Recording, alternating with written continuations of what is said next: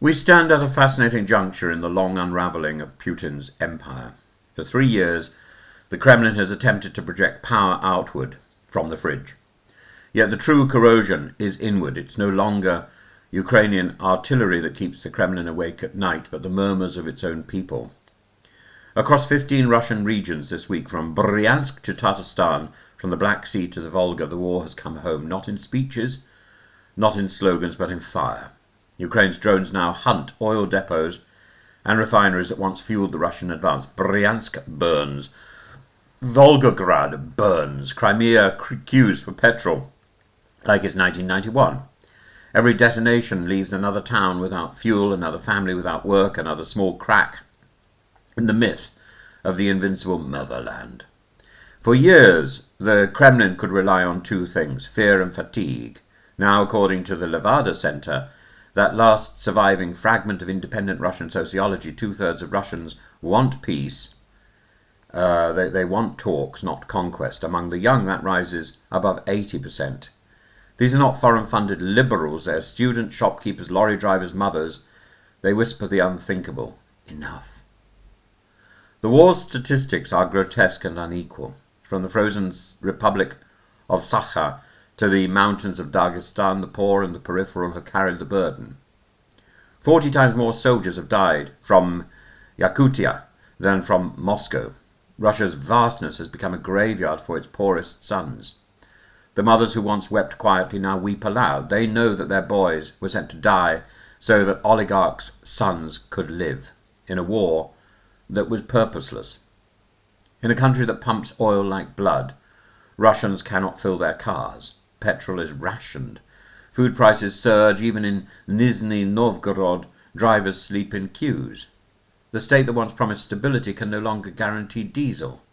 And when the pumps run dry, so does faith. For ordinary Russians, the war is no longer heroic. It is simply inconvenient, expensive, and endless. Look east to Altai, where thousands defied curfews to protest new laws stripping their local autonomy. Look north to Yakutsk, where regional deputies now speak of independence, of the right to live without Moscow's leash. These are not yet revolutions, but they are rehearsals for revolution. Every chant, every banner, every arrest is a small rehearsal for the day the empire's provinces decide to govern themselves.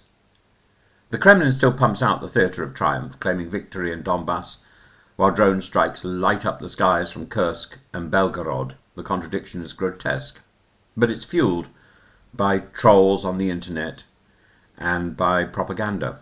If Russia is winning, you have to ask this: why are oil depots exploding inside its borders? If victory is certain, why is the ruble collapsing and the conscription age rising? Every Russian who asks those questions is already lost to the propaganda machine.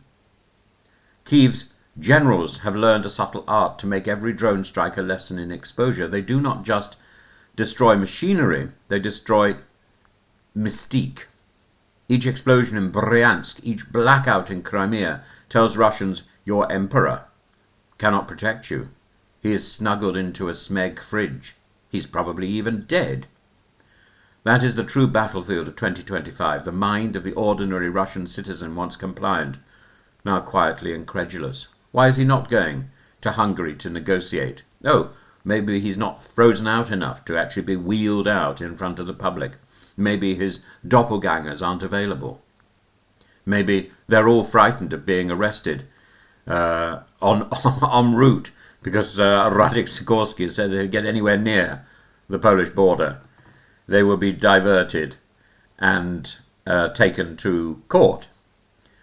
Autocrats survive on 3 illusions: competence, control, and care. Putin's Russia is losing all 3. Competence died when the ruble fell and fuel vanished.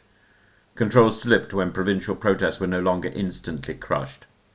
And care, the pretense that Moscow loves its people, that died when the Kremlin sent entire villages of Dagestani boys to die for a border none of them had ever seen.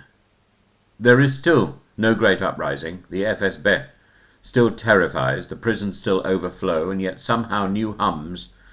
In the background, there's a murmur of discontent. It drifts through telegram channels, train stations, canteens. It asks, why? Why are our soldiers dying? Why is our money worthless? Why does the president hide behind his bunker in his smeg fridge? These are whispers of oxygen to the fire of collapse. These are whispers that are intent on thawing the deepest freeze of Putin's lifeless body. Every drone that strikes an oil plant, every conscript that fails to return, every mother that curses the war, each of these erodes the mortar of trust holding the Russian Federation together.